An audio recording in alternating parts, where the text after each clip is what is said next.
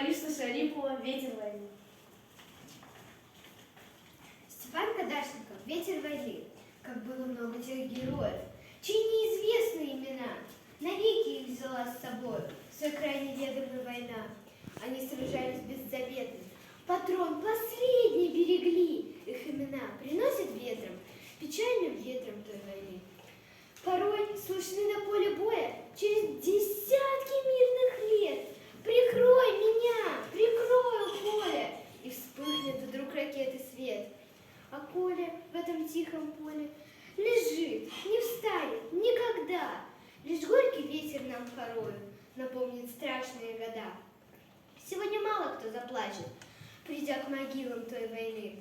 Но это все-таки не значит, что позабыли Колю мы. Мы помним это горе, осталась в памяти война. И